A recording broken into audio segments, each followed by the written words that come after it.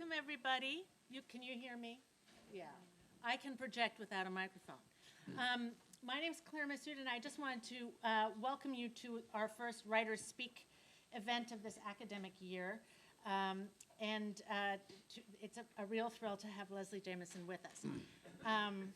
And I wanted to say thank you to our director, Professor Sunil Amrith, and to Professor Steve Beal, whose title also involves the word director and another word that I'm not sure what it is.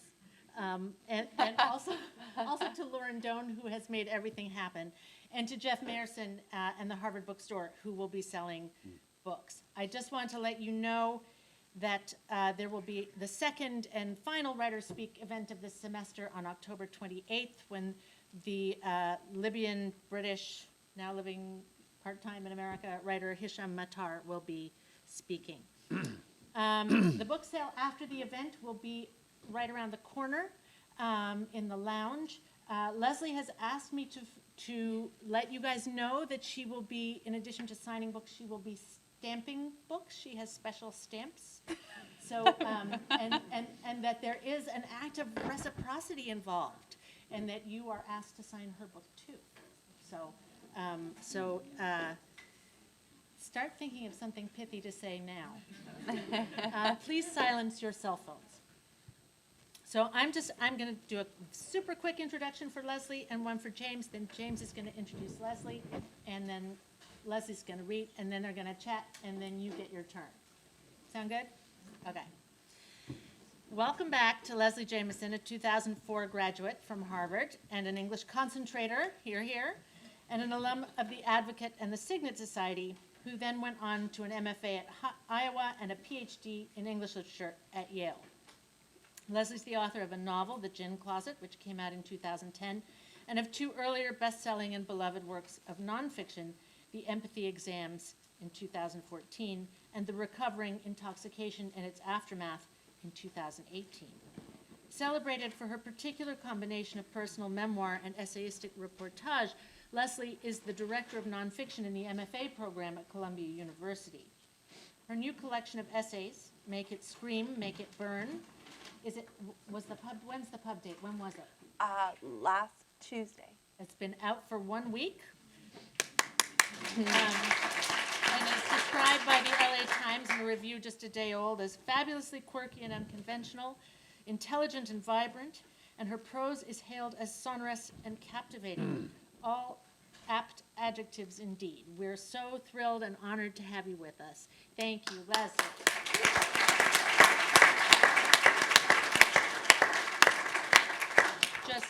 James Wood is a professor of the practice of literary criticism, as well as a literary critic on staff at the New Yorker magazine. He's the author of 2 novels, most recently Upstate in 2018, and 5 books of criticism, including How Fiction Works, reissued in a 10th anniversary edition last year. His selected essays, Serious Noticing, will be published this winter. Formerly the literary critic of London's Guardian newspaper and of the New Republic magazine, James is also a longtime contributor to the London Review of Books. He will be in conversation with Leslie following her reading. He's also, on the full disclosure front, married to me. Over to you, James. All right.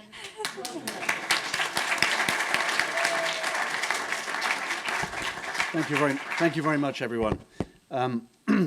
It's a real pleasure to welcome Leslie Jamison to this room, to this campus. Like most of you, I first encountered her in the essays, or probably like most of you, in the essays that became her book, The Empathy Exams, a series of adventures in empathy with others and empathy for oneself. The title essay recounts a time when Jamison found work as a so-called medical actor, someone who acts out the role of a standardized patient with certain fictional symptoms so that medical students can practice their empathy on said actor. Jamison uses the gift of this job to practice empathy on herself, among others, imagining the non-standard patient, imagining herself as both an ideally standardized patient and the impossibly non-standard patient she must actually be, a young woman who is drinking too much, who has to have an abortion, and whose irregular heartbeat requires the insertion of a pacemaker. The essay vibrates on the borderline between patience and impatience and questions the usefulness of empathy even as it demands the succor of its existence. It's deservedly celebrated for its formal ingenuity, its moral complexity, and brutal honesty. You can see it as a template for everything that was yet to come in Jamison's work, not least her stylistic brilliance, describing her pacemaker, for instance, as the barnacle of a false heart, or how empathy is a choice, something that needs to be worked at, practiced. Quote, it's made of exertion, that dowdier cousin of impulse. Jamison's next book, The Recovering, Intoxication and Its Aftermath, was published in 2017. And it's a long, supple, and shattering inquiry into addiction and recovery. Jamison's own alcoholism and the alcoholism of several writers, among them Raymond Carver, Jean Rhys, Malcolm Lowry, John Berryman, Dennis Johnson, and David Foster Wallace. It fearlessly examines the impulses of dependency and the causes of correction, the reasons for the destructive surrender of addiction, and the reasons for the constructive surrender of recovery. It's marvelously well written. On Carver's stories, quote, his stories were painful and precise, like carefully bitten fingernails. The ragged divinity of barfly living, that's on Malcolm Lowry. And there's a terrifying moment when the pregnant author, who has not stopped drinking, pictures the tiny damaged fetus inside her like a tiny ice cube cloaked in whiskey. But I'm most struck by that book's remarkable honesty, its openness toward human complexity. Jamison isn't afraid to see both the shame and the excitement, the battered prestige, in chronic drunkenness, even as she subjects herself and her chosen writers to pitiless critique. And she sees with cold generosity her own episodic narcissism, self-pity, and moral impossibility. More even than this, because anyone can be ashamed, she's ashamed and a little proud, which takes real honesty. Booze, she writes, was proof of extreme interior weather. If you needed to drink that much, you hurt, close quotes. And by implication, you were interesting. But by the same token, Jamison is not embarrassed by the earnest sincerity involved in recovery and the language of recovery. Like David Foster Wallace, whose novel Infinite Jest she came to rely on, she learns to embrace the very thing that late modern writers are supposed to disdain: cliché, irony, cliché, sincerity, simplicity. Her latest book of essays, Make It Scream, Make It Burn, is, if anything, even more intimate, self-reckoning, and porously empathetic than her earlier work. Jamison opens herself up to a great range of subjects. There are essays about photography, about giving birth, about how people project their pain and fantasy onto certain animals, a whale, in the first essay, or constructions, the virtual reality platform Second Life. Jamison frequently battles her own skepticism. In an essay about children who have reported remembering past lives, she has to suspend her own suspiciousness around such psychic fancy, an operation that involves doing battle with the bullshit-detecting irony of one of her essayistic predecessors, Joan Didion.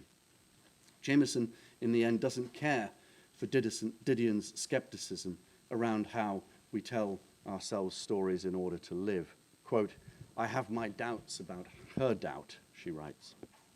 A final suite of essays tells us about Jamison's love of her brother, her marriage to Charles Bock, her role as a stepmother to a little girl, and finally, rapturously, her pregnancy and the birth of her daughter, Ione. Those essays dare something new in her work, I think, the intimacy of ordinariness, a blessed banality she thought she might never want, let alone cherish. Leslie Jamison.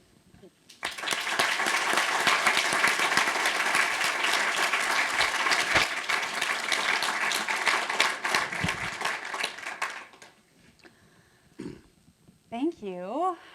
Can you all hear me? Good. Thank you, James, for that introduction, and thank you, Claire. Thank you to both of you for hosting me here. Thank you, Lauren, for putting everything together. I don't know if Lauren. Yeah, it's really, I was saying to Claire earlier how much it means to me to be back here. I've been really sort of deep in memory over the past 24 hours, but in this layered way of bringing my daughter, who's almost 2, to all these places that were part of shaping me when I was young, the places where I lived and the places where I studied. To teach at Barker Center today was incredibly meaningful to me. So it's wonderful to be back. I'm excited to talk to James. I'm excited to hear from all of you. I thought that I would read a bit from the title essay in this collection, in part because it gave the collection its name, and in part because it's at the very beginning, at least, about a Harvard freshman. So it felt right. This is Make It Scream, Make It Burn.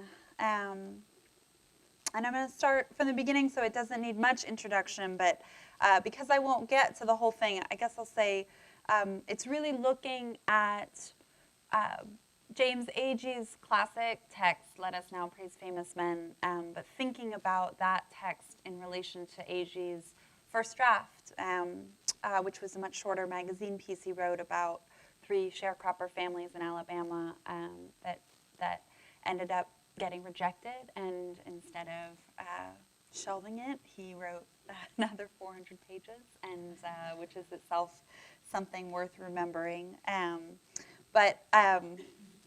Yeah, it's to me, it's this powerful looking at that work and looking at a bit of the process of that work that gets revealed in looking at that first draft, is this kind of beautiful, passionate, difficult inquiry into how it is that we make things at all, and how it is that we understand ourselves as citizens of the world and accountable to the world and accountable to pain in the world, all of which are things that Agee, though he frustrates me and angers me and makes me feel all the things, he also feels like company in some of those primal struggles.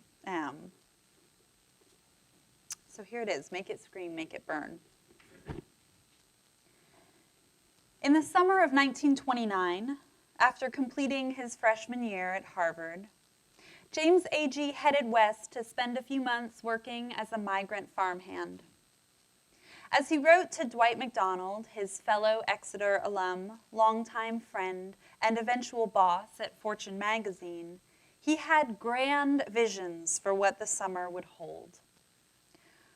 "I'm going to spend the summer working in the wheat fields," he wrote, starting in Oklahoma in June. "The thing looks good in every way. I've never worked and greatly prefer such a job. I like to get drunk and will. I like to sing and learn both dirty songs and hobo ones. And will. I like to be on my own. The farther from home, the better. And will." It's an amusing letter. Agee has never worked, but knows he'll enjoy it. He has gotten drunk, and he knows he'll enjoy that too. There's a sense of manifest destiny in his hypnotic syntax, a grammatical insistence on the fulfillment of desire. I like to and will. I like to and will. I like to and will. He fantasizes about camaraderie and distraction. He wants to be delivered from his own interior life. He's done too much hard time with too many sonnet writers in Harvard Yard. He wants, this is like, I knew this was the right room, the laughter of resonance. He wants out. The thing looks good in every way. As it turned out, it wasn't. "Kansas is the most utterly lousy state I've ever seen," he wrote Macdonald on, quote, maybe August 1st. He continued, "Am now working at hauling and scooping grain on a combine crew. I rammed a pitchfork into my Achilles tendon." Agee paints a vivid portrait of himself suffering under the heartland heat, hobbling along a dusty road, raising grain-dusted fingers to put scare quotes around his newly inherited life. But it's also clear he took pleasure in the hardship he described, or at least he took pleasure in describing it. He signs off, "Have to tackle a load now, Jim." At that point in his life, A.G.'s manual labor didn't have much to do with his creative work back home. At Harvard in the fall, he'd been focused mainly on getting elected to the editorial board of The Advocate, campus literary magazine, and composing dubious love lyrics to his long-distance girlfriend, to whom he was, painfully it seems, trying to remain faithful. Quote, "I murdered joy that your love might abide. A precious skeleton lies at my side." It was just ended like 6 long-distance relationships in this room. It was largely anxiety about this girlfriend and their joy-murdering relationship that had made A.G. so eager to work the fields in the first place. "It will be hellishly bad work," he wrote, "so for once I won't have a chance to worry and feel like hell all summer." His letter imagines hard labor as liberation. It's absurd, of course, but A.G. acknowledges his own absurdity before anyone else could possibly call him out on it. "I'm afraid it sounds a little as if I were a lousy bohemian and lover of the earthy, but I assume I'm nothing so foul, quite, as that." He is aware of how naive he sounds as soon as he sounds that way. This preemptive self-excoriation would eventually become one of his hallmarks. A.G.'s early letters bear so many traces of his later voice, a fascination with worlds far removed from his own, an anguished reeling between judging and valorizing his encounters, and an abiding obsession with the relationship between hard labor and interior life. How does feeling reside inside a body that works all day long?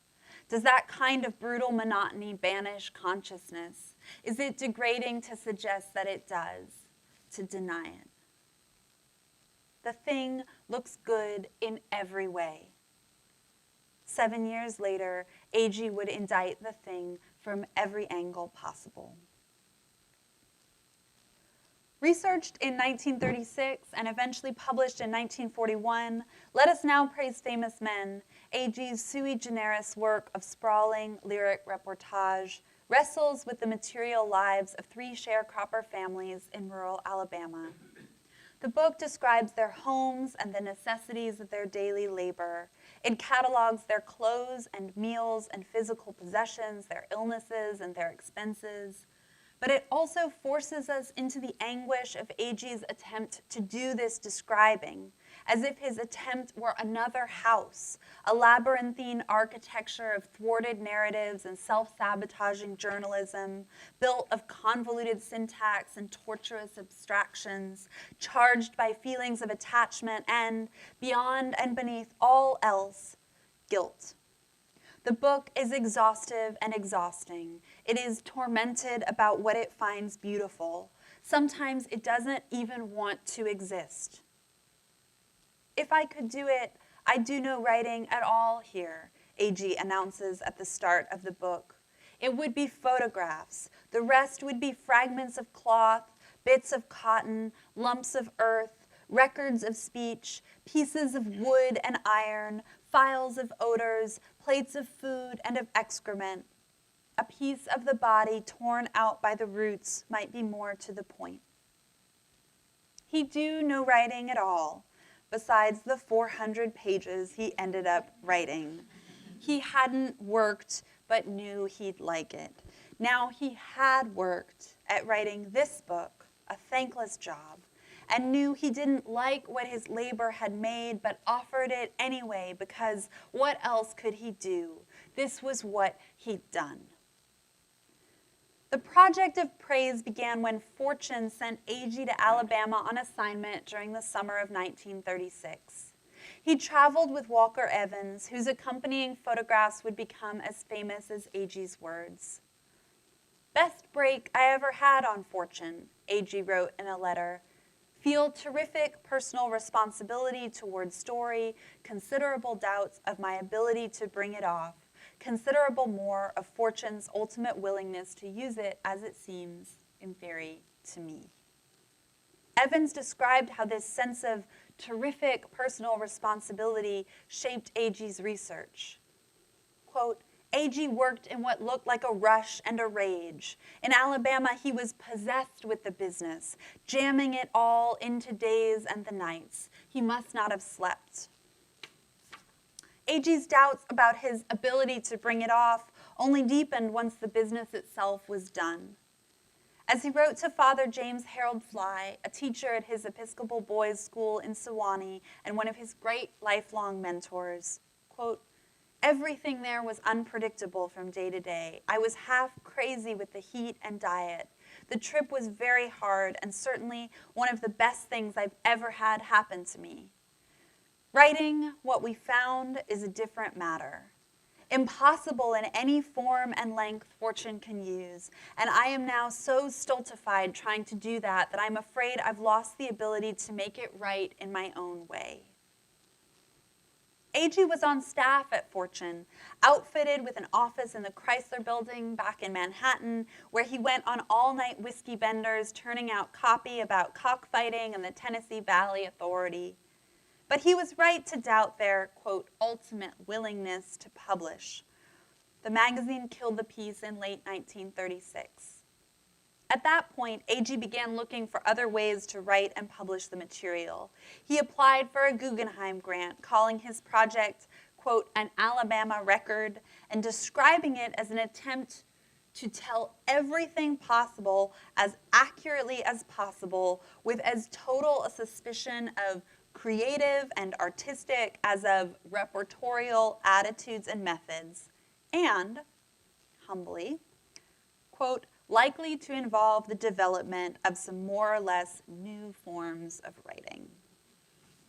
He didn't get the grant.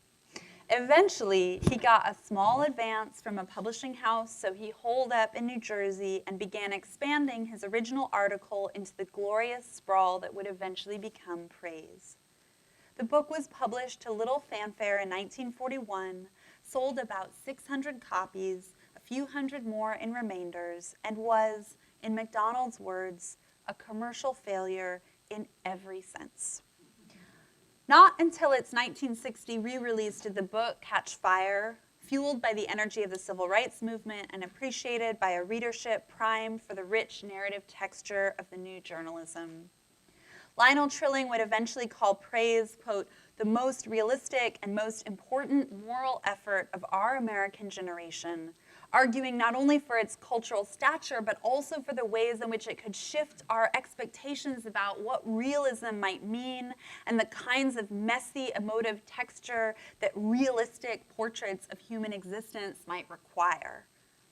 In the meantime, it was generally believed that the original manuscripts of Agee's magazine article had been destroyed or lost for good, until his daughter discovered it in a collection of manuscripts that had been sitting in his Greenwich Village home for years, a 30,000-word typescript simply titled Cotton Tenants.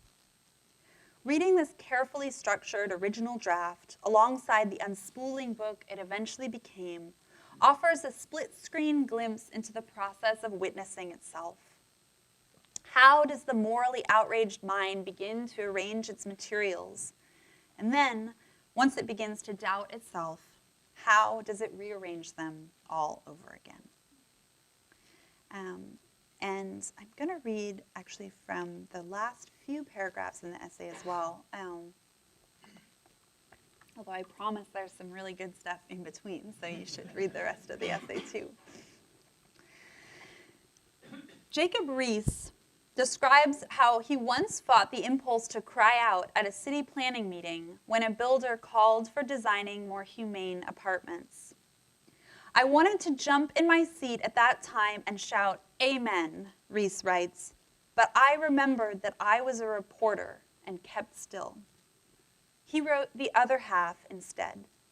It was his way of trying to make the world a place that could deserve an amen.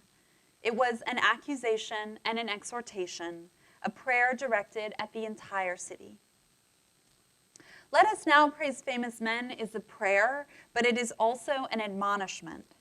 To read it, says writer William T. Vollman, is to be, quote, slapped in the face. A.G. wasn't thinking just about himself, his own guilt, his own love, his own arms flung hopelessly around his subjects. He was thinking about you, reading his words, what you could see and what you couldn't. He wanted to throw a pile of excrement on your open notebook and let you figure it out. The dilemma of impotence, the quest to keep speaking and the inability to ever say enough, is one of A.G.'s great legacies. It choked and spurred his speech. But A.G.'s legacy isn't merely his sublime articulation of futility. His legacy isn't just journalistic skepticism. It is his attempt to find a language for skepticism and to rewrite journalism in this language, to insist upon a sincerity that lies on the far side of self-interrogation. In the 400-odd pages of praise, we find a lot of guilt, but we also find a lot of research. The rough draft of Tenets helps us remember this. It lets us witness what A.G. made first and examine it alongside the epic it became once it got digested by the organs of an endless self-loathing. In Tenets, we have the first failure in a long line of failures, all of them filled with rush and rage, all of them beautiful. We have the first record of eloquence before it learned to scream. Tenets summons a you and extends an invitation that becomes a command. You can look. You must. Look at what A.G. wrote when he remembered he was a reporter and wouldn't keep still, wouldn't keep quiet. Look what happened when he sought an amen and found these words instead. Now look closer. You can feel him getting restless. You can hear the rustling of his guilt like the beginning of a brush fire. Thanks.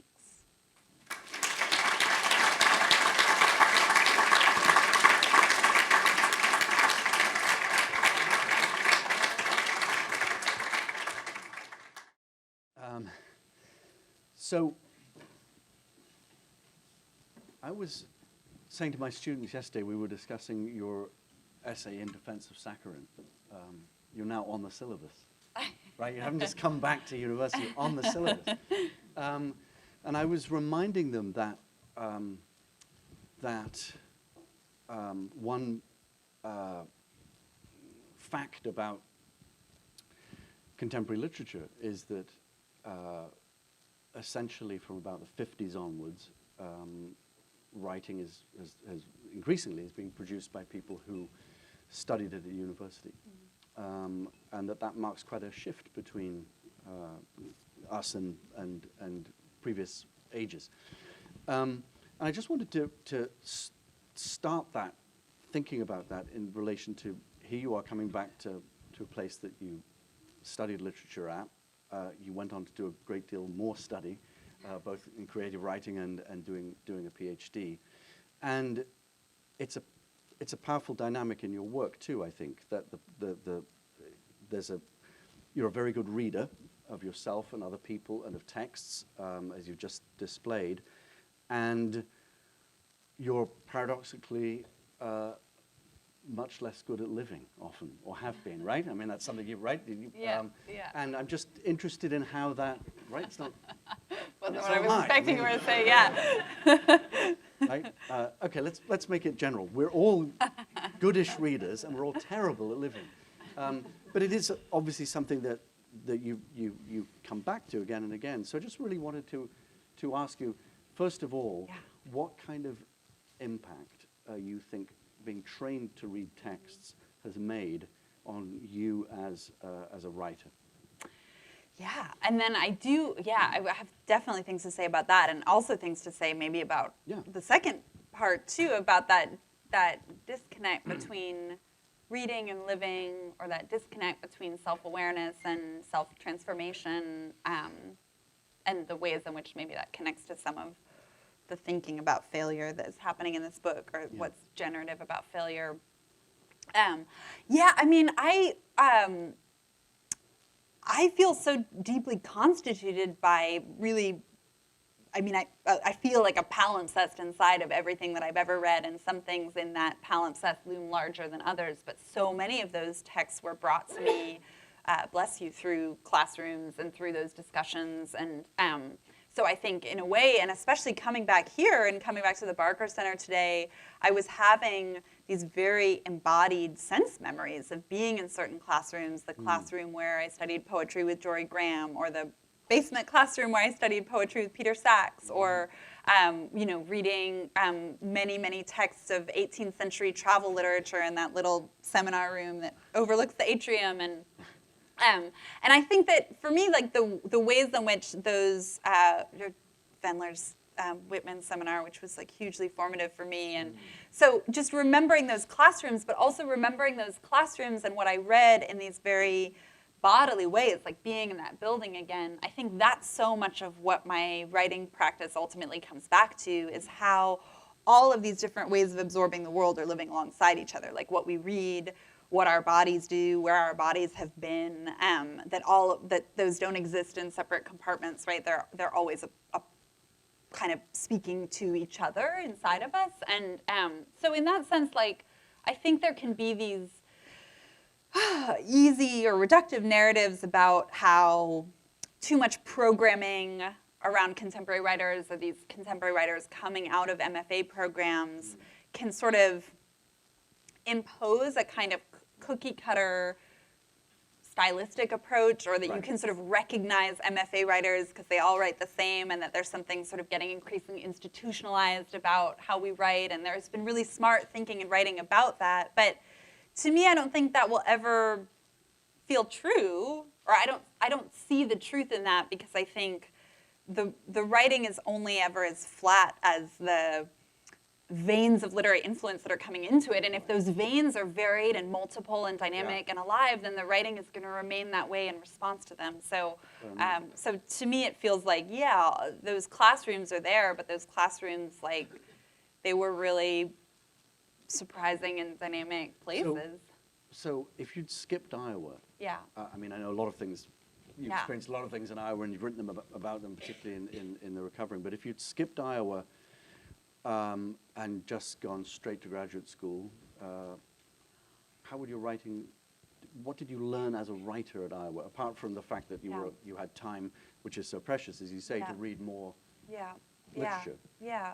I mean, I think part of it was as simple as, just like having space and prompting to write, and like less that it was like I got a series of lessons and internalized them, and once I got, good at all the lessons, then I could produce competent fiction. It's more like, I think you write and write and write, and you fail and fail and fail, or you don't quite hit the vein and don't quite hit the vein, and then, at least for me, and then maybe you, after years of that, you find some new voice, and it's not necessarily clear why you had to write the 7 mediocre stories before you could write the 8th story that had found something, but you kind of do. And actually, to come back to that Wendler seminar again, one of the Whitman poems that I first met in the Barker Center that has meant a lot to me in the years since is that poem, This Compost, and the idea of, well, in that case, trying to think about the carnage of the Civil War in terms of compost and how the dead are living always underneath our feet, or not living, but are existing always underneath our feet. I mean, there was a powerful sort of national project at work in that poem, but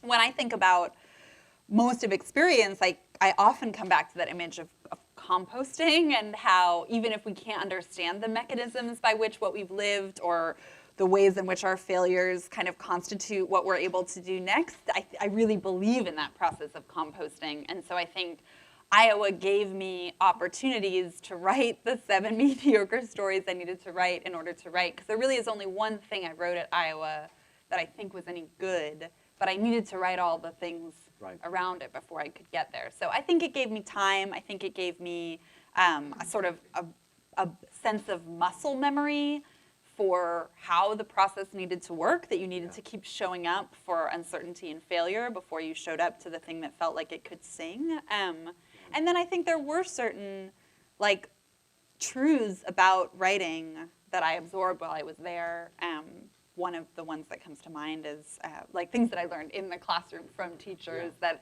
I wouldn't have come to otherwise, or maybe my life would have delivered me in some different way to them. But one of the ones that I often come back to is an idea that one of my final teacher there, who was the fiction writer and essayist Charlie D'Ambrosio, he talked to us a lot about the ways in which the problem with a piece of literature could become either its subject or a way into renovating it and giving it what it needed, so that you could sort of either that you could diagnose what a story needed through, say, flaws in its sentences or flaws in its syntax, or that you could actually, in the case of certain essays, take the thing that felt like a liability, like say in the essay you were mentioning in your introduction, the empathy exams. When Charlie first read that essay, he said, you know, when you write about your own pain, you have this kind of clinical distance, and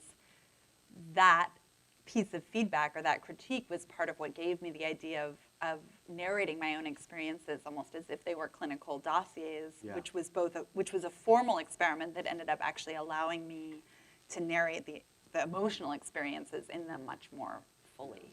Yeah. Well, let's talk about the form of of these essays. I mean, the beautiful way you interpolate autobiography into often history or reportage, but also just the whole idea of interrogation, right? You talk about interrogated sentimentality in Defense of Sakharine, and just hearing you now reading the essay about A.G., it's clear how much he means to you and how much that notion of preemptive self-excoriation, you know, is meaningful to you. I suppose the question I have is, and I know it's one that you wrestle with because it seems to me, looking at your work, that there's half of you craves a kind of simplicity that will get beyond an endlessly additive self-excoriation, self-examination. And then there's another half of you that is absolutely committed to it, both in principle, but also perhaps more haplessly, right? Well, what's the question? What is the question? This is the thing. It's always easy to say what the... So the question is, do you feel... Is that a dynamic that sounds right that I'm describing? And if so, and obviously it's there, I think, in David Foster Wallace's work too. So does one need to talk about having an escape from that? Is there an escape from it, or is that just the wrong way? Is that me, the moralist, sort of imposing a kind of, maybe that's an absurd way to think about it. Yeah. One can oscillate between a desire to escape and the inability to escape from endless self-examination. Yeah. Well, first of all, absolutely that tension or that dynamic or that oscillation feels very accurate to me as a characterization of a lot of the work, and probably a lot of the life as well. And I think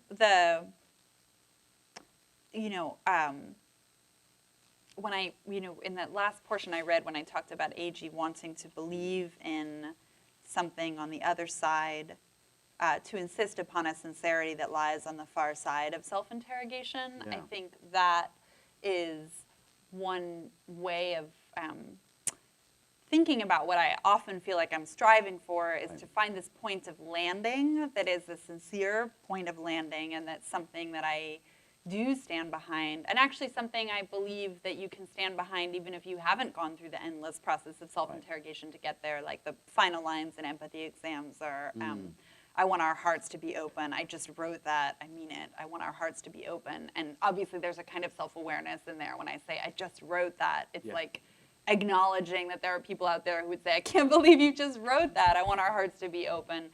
But the hope or the idea is that you arrive at that simple statement in a very different way, because you've read 240 pages in the case of that book of really wrestling with, well, what does that mean? Why is that a good thing for our hearts to be open? What is achieved in that openness? Is it possible for our hearts to ever really comprehend anything about another person's heart? Like trying to kind of break down every piece of that and then land on it anyway is sort of it's not quite the same structurally as just oscillating back and forth between two things and endlessly not resolving the battle between them. It's sort of saying, oh, when we can get to this simple statement, maybe it can mean something more by virtue of holding the residue of all the wrestling that's come. And it makes me think about something actually that you and Clarinet were talking about just before the event when you asked if I'd had any downtime. Mm-hmm. And I said, no, because when I'm in between teaching here and speaking here, right, I'm mainly with my toddler, but that and so it doesn't, like, as most people probably who've spent time with a 2-year-old wouldn't describe it as like downtime, but so when they're asleep. And actually, to be fair, she was asleep for part of the afternoon, but that it was two, it's two different kinds of exhausting to be with a toddler and to be, speaking about the aesthetics of self-interrogation. They use different muscles, and but that I think there is something useful in that counterpoint. I mean, in that case, I'm thinking about the toddler time as involving a certain kind of simplicity that's like about being a body alongside this other body you love and want to help survive, and exploring the world in this very physical way, and that's different from the sort of endless processing and self-awareness of writing and thinking about writing and talking about writing, but that I ultimately I'm so interested in how the simplicity and the complexity speak to each other. And it's like what we were talking about. Some people here were in this session on keeping a notebook or a diary that I was leading earlier today, and part of what's very moving to me about reading the diaries and notebooks of others is the way that they become transcriptions or transcriptions of that conversation between complexity and simplicity, where you see Susan Sontag writing about what she ate for lunch and then trying to sketch out her ideas about camp, and both of those were happening in the same day. She ate lunch and she thought about camp, so. Yeah, totally. I mean, but when you read then Sontag's essays, do you feel that admission is missing? Do you, even as you enjoy her and admire her, do you feel, okay, that you could have built that into the essay? Right, as opposed to it just being in the diary. Yeah. I mean, when it comes to like questions of taste, I sometimes do miss it, and I guess, some of the examples that people often come back to with her work are illness as metaphor, and to write a whole book about, metaphorizing cancer without narrating your own experience of cancer, even alluding to it, or AIDS and its metaphors, and to write that book without, talking about being part of a queer community. And, ultimately, and I guess I kind of think about this pedagogically too, like when I teach a workshop, my goal is not to tell my students like what they should write, like, oh, you shouldn't write this essay, you should write this other essay that's personal narrative. But I do think that often the writing that moves me the most, part of why and how it moves me, is that it finds a way somehow to move between the scales of the granular and the personal and the emotional and that other scale of the analytic or the conceptual, because they're never separate in lived experience. And so I like when literature finds ways of bringing them together. It doesn't have to be confessional, autobiographical, nonfiction narrative that brings that scale of the personal or the emotional in, but I think it is the variousness is what, I totally get that. You've written brilliantly about, and so movingly about addiction and recovery, and I just wanted to ask, I wanted to ask you about sort of structures of addiction. It's somewhat rhetorical, may I ask you this, because you've written you've asked all the questions and answered them so well that there's a slight foolishness in this pantomime that we're engaged in. But there was my self-reflexive moment. It's like a contagion. That's like when Leslie breaks into one of her essays and says, "I was on an assignment and being paid, so and so for this glossy magazine, but I didn't want to do that. I wanted to do this instead." But you've written so well about these structures, and you've written very honestly about how to be addicted to drugs or alcohol is, of course, to be addicted to other things too, oneself. You're very upfront about that. it's to be addicted to desire itself, wanting more. I think wonderfully you write about in the recovery about how for you, I mean, when you discovered that anorexia and alcoholism really weren't very distinct. Both of them involved an obsession that shamed you, the sense of being consumed by a desire that was so limited in its object. If addiction is addiction to desire and to the self, how do you ever get beyond it? I mean, how does anyone get beyond it? Yeah, I mean, yeah, it's funny, when you were setting up that question, you treated it as if it was something I had already answered, which is funny because I suspect you have. But I haven't answered how we make addiction go away. But I think I do often, one of the definitions of addiction that spoke to me most fully in the course of researching and writing that book and sort of living what the lived material that became part of that book was a clinician at Johns Hopkins who described addiction as a limiting of repertoire, that your sort of world gets small around a certain thing. And, it's what David Foster Wallace finds his own, like, crazy, absurd way of dramatizing an infinite jest, which, for those who haven't read it, this isn't really a spoiler. It's like the novel is organized around this kind of a cartridge, which is like a video technology, where when you see this cartridge, you never want to do anything ever again except for watch it over and over and over again. And that cartridge becomes part of the way that he talks about other kinds of more recognizable addiction that are all through that book: crack and booze and pot and the self and desire and sex and, all the things that we want endlessly or encounter the endlessness of our desires. But I think the idea of that limiting of repertoire and sort of the way that the rest of the world goes away because you only want this one thing, right.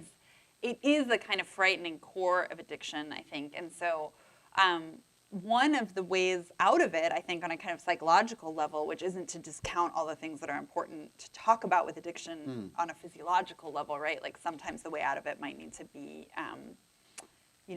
buprenorphine or methadone, or and so I don't want to sort of speak as if it's like all about a psychological readjustment or something. I think there are also real physical realities there, but I think that sense of finding some way to like take the limited repertoire and make it large again, and sort of tune into the world in its vastness and its infinitude. And different people find different ways to tune into that vastness. But I think that was part of what I love about the essay as a form, and even doubly so, part of what I love about the essay collection as a form is that it can go deep into its central consciousness, the consciousness of the narrator, the I, and also remain tuned in to the size of the world and the infinitude of the world. And part of what I loved about putting this collection together was the ways in which it could both go deep into the self, but also involve a lot of criticism and reportage, which are not the only ways, but are some ways to kind of bring in the size of the world. The people who become obsessed with the loneliest whale in the world, the people who construct stories around prior lives, the people who spend 12 hours a day in these elaborately curated digital lives online. Like, spending years reporting those pieces was, for me, I think experientially as well as aesthetically, a way of tuning into the world in its size. Yeah. The idea of expanding the range of addiction in a sense makes a lot of sense. But are you then still stuck with just a larger range of addictions? I mean, the narrow focus is gone, but then I guess we're all addicted to desire, right? We're all variously addicted to ourselves, right? What do you do with that? Particularly if that's been the structure of the narrower addiction. That's what really interests me. Yeah, I mean, I guess I wonder. I mean, but I'm talking nonsense. I don't know. No. I don't know about the structure of the narrow If addiction. it's nonsense, it's the only nonsense I ever speak. So it's you're speaking my language, James. But I think it's, yeah, I mean, I think I guess the first thing I'll say is I think for me, part of what's toxic about addiction is the narrowing. So if a kind of addictive self can apply that addictive curiosity or that sort of obsessive desire to absorb or learn or pay attention to like a polyculture of things rather than a monoculture of things or many things rather than just the one thing, then I think it has actually thwarted some of what's toxic. I think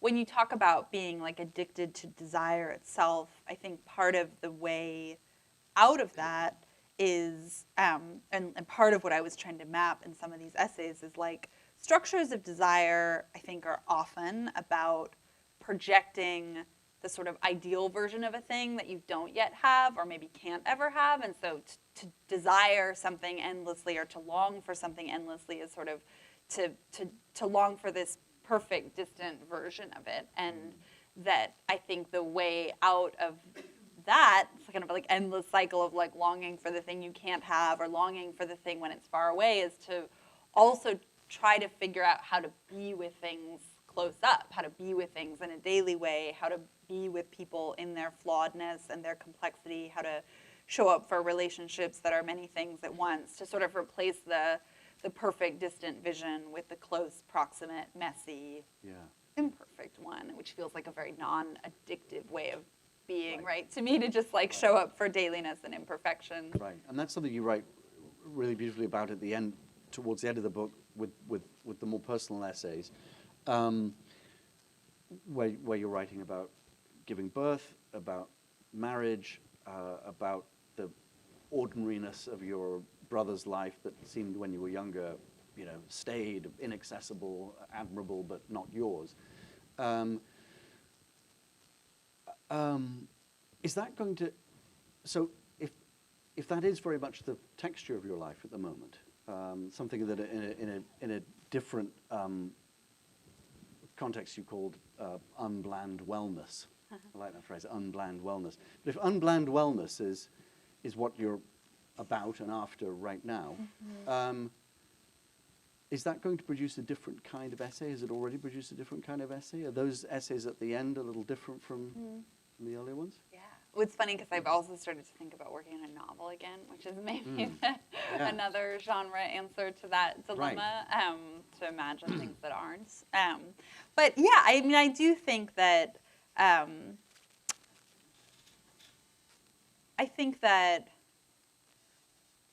structures of experience that are ongoing and that aren't totally constituted by like rupture or things going wrong, that are about sort of showing up for daily experience and then involve kind of paying attention to what might be glorious and the things we're tempted to call mundane. Like, I do think those ask for different structures, although the ask is maybe a little bit different each time. So, the essay I write about stepmothers sort of, I mean, there's quite a bit of difficulty also in that. It is an essay about dailiness and caregiving. And giving birth isn't ordinary. So, I mean, just to... Well, but that's part of what's fascinating about giving birth, is like giving birth is ordinary. Like, it's literally the most common experience in the world. We're all here because it happened. But the fact that it's common doesn't make it any less meaningful. It doesn't make it any less intense, and it doesn't make it... And I think we have this weird cultural logic that like associates intensity and singularity, when of course most of the most intense things that happen to us aren't singular at all, and they're not unusual. And by demanding that something be unusual in order to sort of earn its place, I don't know. I would be curious actually for your thoughts on this. I think it's something we've accepted in literary fiction for quite some time, that like ordinary experience is absolutely the stuff of art, but I think in nonfiction it's somehow harder to arrive at that truth that ordinary things are like the stuff of art. But they are. I think they are, no matter what the genre is. And so that's why giving birth is both ordinary and. I wonder if that's in part a formal thing, that that when we think about certainly novels, we think about the patience of a long form, that is then hospitable to a great deal of ordinariness. Yeah. Whereas essays are Yeah. Right. you know, You have maybe that. I don't know. There's more of an expectation of that burst of Yeah. intensity, or yeah. Yeah.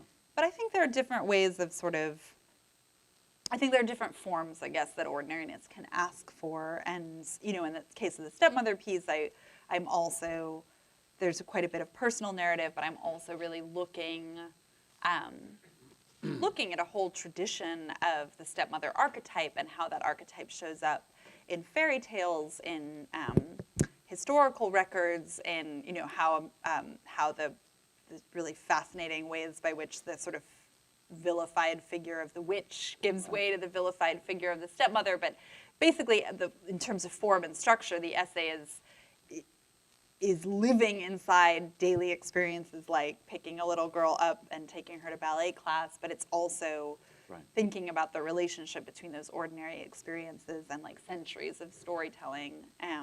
Or in the final essay, which is very much about the ordinary experience of pregnancy, it's putting that conversation in relation to a narrative strand from 15 years earlier of an eating disorder. And so in that sense, there's sort of, it's illuminating the unbland wellness of pregnancy by putting it in relation to unwellness in a stark way.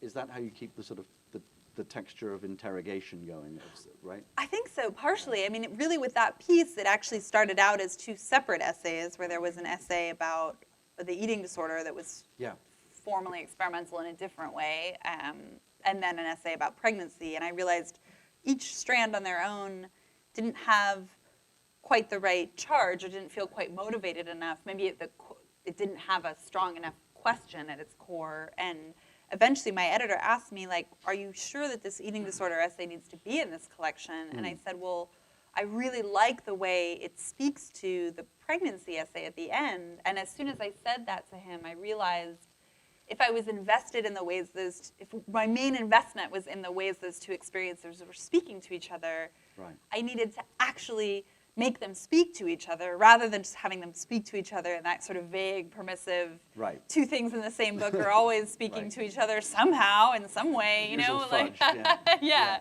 was like, no, I really need to figure out what exactly it is that they're saying to each other. And in that case, it is like when you formally braid two things together, you force yourself to think a lot harder about the specificity of that exchange. Right.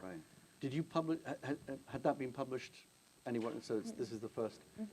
And that was, how many of the essays are, and we'll soon get to questions, how many of those essays have been, or, I mean, how many are not published before? Most of them were published. So the pregnancy essay, and the essay about Las Vegas and marriage, and the essay about the photographer Annie Appel.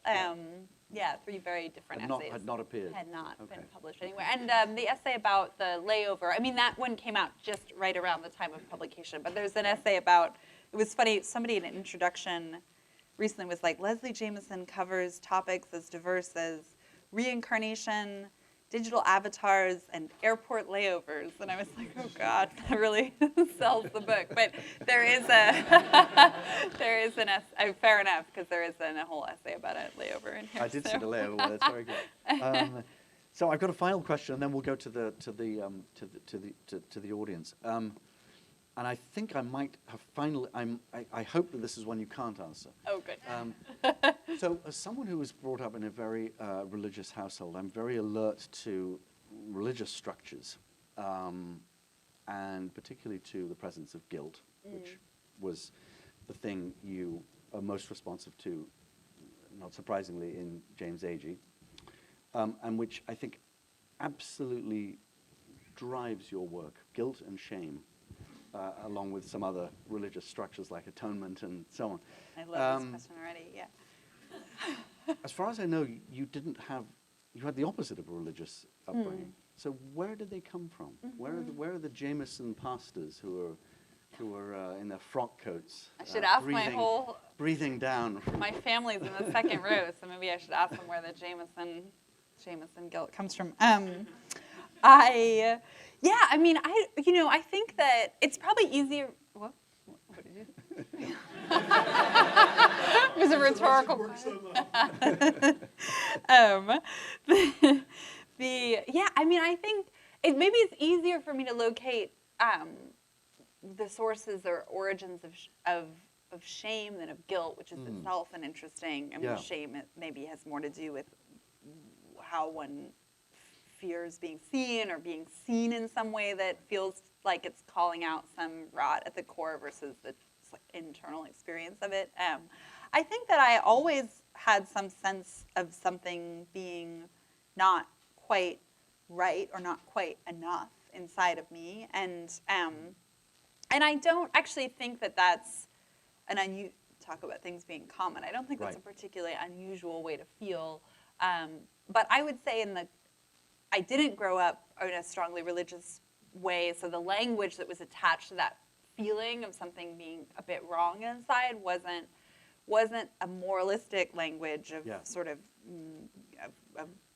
original sin or something like that. The opposite of religion. I didn't mean that you grew up in a crazy immoral household. I simply meant there wasn't a lot of religious presence as far as I knew. Have even more to write about if that was true. No, I think I think it was almost like because I mean the kind of religion of my home, if anything, was the religion of excellence or of doing things well, and so I think that sort of the sacredness of like achieving and being good enough was more, that was the kind of language in which that sense of inbuilt insufficiency was articulated, was somehow I have to be good enough in the sense of achievement rather than good enough in the sense of morality, right? But I think it's been interesting because my relationship to spirituality has sort of deepened a lot in the last decade, and it does feel, to me more than anything, very connected to what we were talking about earlier about finding ways to not only to tune into the size of the world, but to the sense of being small inside the world. I've been really, really obsessed over the last few months with this Gary Winogrand photography exhibit in Brooklyn, and part of what I love about it, it's this sort of darkened hallway. Have you been? No. It's really gorgeous, but it's this darkened hallway of his color photographs projected as slides onto the walls, and there's 16 at any given time, but they're in constant rotation, and it really feels like a secular church. It feels like a church of the human. It's these human lives that are quite ordinary and quite beautiful, and I like part of what I like about going there is that I feel small in a really good way, and that sort of feels like one of the closest things to a kind of spiritual experience that I've had. So. Well, thank you very much, Leslie, and we can now take got sort of 20 minutes, half an hour to take questions from the audience. Anyone who has a question? Yeah. Oh, and a microphone is on its way, I think it's, I have like 50 million I could ask, but I can only ask one. I was thinking about, I guess it's like a question and a comment. I was thinking about like as someone who's been in different kinds of recovery myself, the religious framework of it, of like a lot of recovery-based programs. Do you think that informed like sort of the almost like religious framework you had in your writing? Yeah, I mean, I think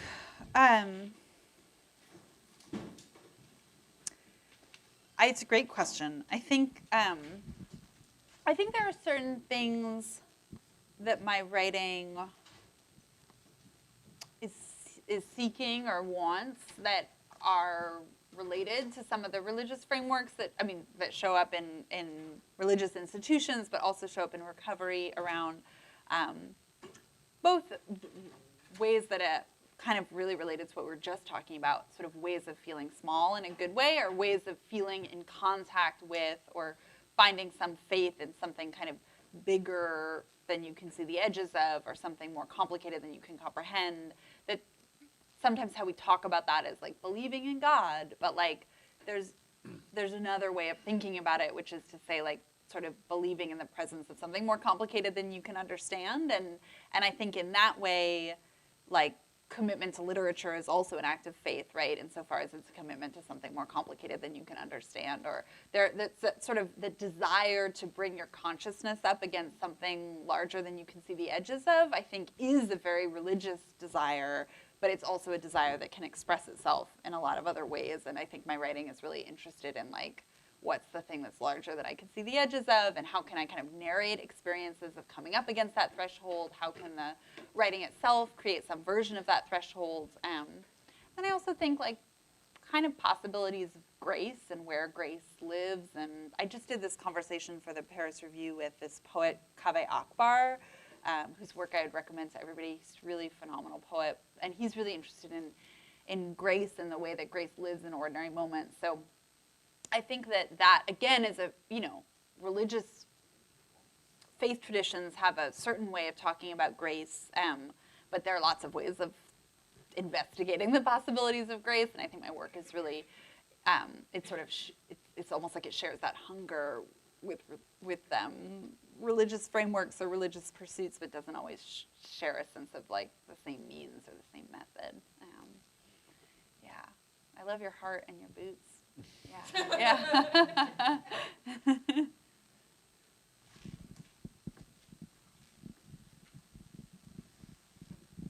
Hi. I just went to a wedding last weekend, and then on Monday ended up reading the essay on weddings that was like just published somewhere on the internet. And I was struck by your one line about sort of a moment being a little too sweet, but it's yours.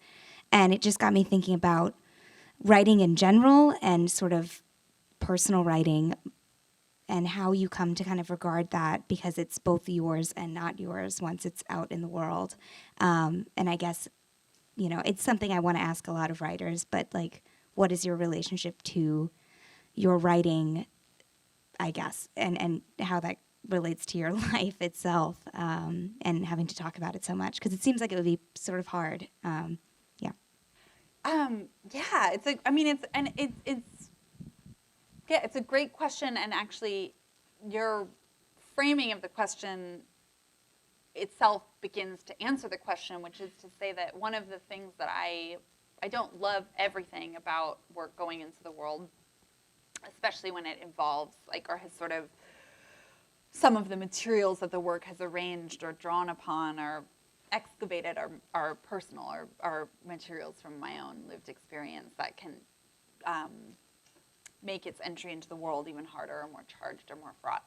But one of the things I do love is the way in which, and this gets to what you were saying about how something is simultaneously kind of yours and not yours anymore when you put it out in the world. I do love the way that something I've written gets implicated in 1,000 experiences that I don't know or can't fully imagine. So that essay about weddings is now involved in your consciousness about weddings and the wedding that you just came back from and the next wedding you'll go to in ways that I can't know and won't ever know. But I love that it's part of that kind of tapestry. And so in that sense, there's a relinquishment or a relinquishing of owning the thing that feels really good, because it's the work is taking up residence inside of all of these lives, or becoming implicated in processes of meaning making or making sense of the world, or how do I live in the world, or what is my experience of a wedding as a beginning and also an ending, and I love that the work is becoming part of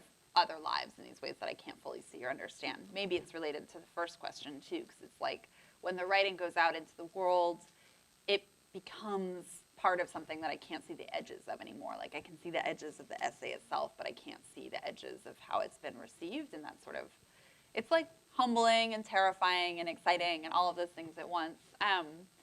But in terms of the kind of emotional aspects of putting it into the world, I do think it's also a really important part of my process, that I revise so much, but almost always before pieces go out into the world. And so it's not that I no longer see them as holding personal experience that has often a fair amount of charge to it, but it's I also, by virtue of having revisited the essay as a crafted thing, or the book as a crafted thing over and over again, it also very much, I have a relation to it as a crafted object, as a kind of sculpted thing. And so by the time it goes out into the world, I'm seeing it not as like just the raw material of what I've lived, but really as this thing that I've made. Which doesn't actually make you feel less vulnerable about it. Like if somebody has a problem with it, they have a problem with the thing you've made, not just the thing you've lived. But it does sort of, it inflects the experience in a particular way. Yeah, and there was somebody in the middle too. So I'm curious, one thing I feel personally unites you and David Foster Wallace, your writing, is that you both... I like this question already. Say no more, well, yeah. I just, like, you both feel fearlessly vulnerable. Like, I've always thought about David Foster Wallace's writing as extremely self-deprecating. That's where I think we feel very close to him when we read him. That's why we trust him. I see the same thing in your writing. And I'm curious because I love it and respect it so much in David Foster Wallace. When I try to do it myself, I feel like I always fail. Because I think there's a tendency to, when you're being fearlessly vulnerable, when you're talking about all the hard parts about yourself, when you're being self-deprecating, I think there's a tendency to be saturine, to borrow your phrase. I think there's a tendency to just give into it so much so that it feels fake, almost. How do you find yourself straddling the line when you're talking about those hidden parts of yourself? How do you find yourself trying to make it authentic to the point where it doesn't feel put on or affected? Mm-hmm. Yeah, I mean, so there's so much that feels right and intelligent to me in the framing of that question around essentially the ways that self-deprecation can become its own form of simplicity or reduction or its own sort of knee-jerk posture. I think part of why we're turned off by a certain sort of self-ennobling impulse on the page is that, among other things, not only do you not want to sit there hearing about what a wonderful person somebody is, but it just feels too reductive to be the truth. And I think that sometimes where people get confused, or certainly where I got confused, where I was first starting out as a writer, is I thought that the satisfying opposite of that one-note self-ennobling posture was a one-note posture of self-deprecation, where if I just said all the bad things about myself, or the preemptive self-excoriation could sort of, buy me endless vowels on the, Wheel of Fortune game of literature, that if I would sort of purchase the right to a reader's sympathy or a reader's attention just by saying enough bad stuff about myself before they could say it about me. But part of what I realized, and I think this gets to the kind of self-deprecation that feels inauthentic, it feels inauthentic when it's not complicated enough, when it doesn't, because nobody is all bad, whatever that would even mean, just in the same way that nobody's all good or all virtue. And so I think when we just hear that sort of defensive, fear-driven, endless impulse to self-implicate it can feel like it's crowding out the other parts of the truth in the same way that the self-ennobling account feels like part of why we're suspicious of it, is it feels like it's crowding out the other parts of the truth. And so I think for me it's like always about trying to let as much complexity in as possible, and maybe this connects to what you were saying about, anybody can feel ashamed, but the next layer of the piece is like how it can also feel proud. It's like, there's part of me that's like, oh God, I don't want to be the person who's like proud of dysfunction or something like that. But what I agree with in that is that feeling that's always more interesting if there are two things coming up against each other that conflict in some way. And I think that's why when self-deprecation feels unsatisfying, it's because there's not enough conflict or enough internal tension in it, and that both never rings true because lived experience is always full of contradiction and tension and things pointing in multiple directions, and it's also just less interesting when things aren't pointing in multiple directions. Maybe time for a couple more questions. Yeah, I know that this person has had her hand up for a little while. All right. My question is about doubt. Across your life, has there been a moment or a series of moments in which you've experienced kind of the most doubt about any theme, and then any takeaways from that? Yeah, so I won't just deflect into AG, I will answer that question in a personal way, but part of why I was excited to read from this piece was, maybe doubt isn't the right word, maybe there was a kind of humbling that actually didn't create the doubt we might expect it to. But part of why I like this part of A.G.'s story is that he was humbled in this way. Fortune magazine didn't want the story that he'd written. The Guggenheim didn't want to give him a grant to write it again. When he did find a way to write it, nobody wanted to buy it. And that just feels like such an important part of the story to me, is those moments when the world sort of resists what you're trying to give it. And in a way, it's like, okay, we also see A.G.'s ego sort of raging against that. And, you know, when Fortune kills his piece, he says, well, it looks like I'm just going to have to invent some new forms of writing. You know what I mean? Like, it's sort of like the opposite of doubt.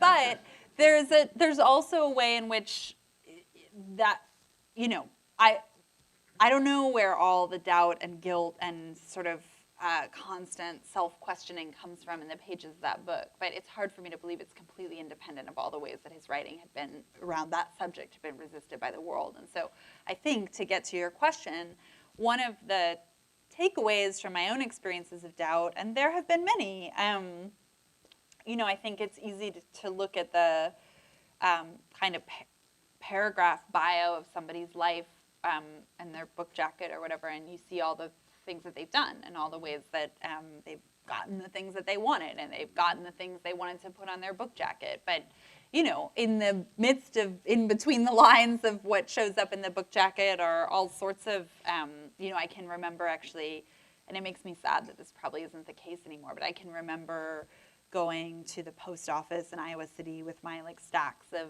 manila envelopes of the stories that I was sending out, and none of them got published. And that sort of process of, you know, being young and wanting the world to be excited to read the things that I was making, and the world isn't always excited to read the things that you make, and it's still not excited to read all the things that I make. And so that kind of constant process of rejection, I can remember a particular bathroom stall in Iowa where I went after a workshop. I had workshopped a story about Vietnam War veterans who were living together on a houseboat in the Venice canals in California, and I thought it was like A.G. thought. I thought I had maybe more or less invented some new forms of writing with this story. I wrote it exclusively between the hours of like midnight and 5 in the morning. I was writing at this like truck stop outside of town. I was like, you know, it just felt wild, and it like had emerged like Athena from the forehead of Zeus, except Zeus was like a fever dream I had in this truck stop. And then, you know, it was like getting a B+ in class. Like, people didn't hate it, they didn't love it. They were like, yeah, it was like had some interesting sentences. You know, it was like the least overwhelmed reaction you could possibly imagine. And my teacher just said, you know, I don't really know what to say about this story. I don't think I got it, you know, and that was like what he had to say. And so anyway, I remember going to this bathroom stall and just crying and really feeling like I thought I had done something special, and nobody else in that room thought that. And I just, you know, I think everybody comes up against some of those moments, and even in the moment, and maybe this is to get to letting things be complicated or the pride underneath the shame, I think there was also some part of me that felt glad to be feeling as much as I was feeling in that moment, to care enough that it kind of wrecked me, at least in that bathroom stall in that moment, that nobody else had seen on the page what I had wanted them to see or what I'd hoped was there for them.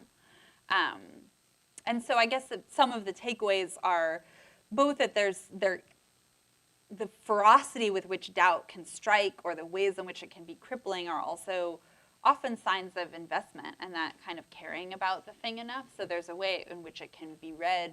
The way a fever is your body fighting something off is like a sort of symptom of the heat inside, or the desire inside.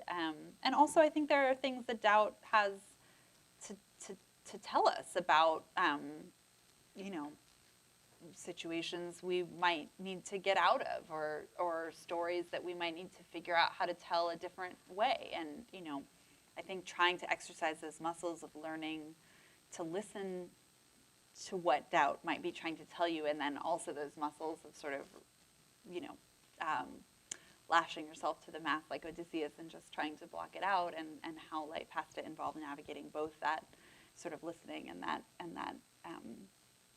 self-faith of ignoring is like it's a necessary balance to learn how to hold both of those imperatives at once.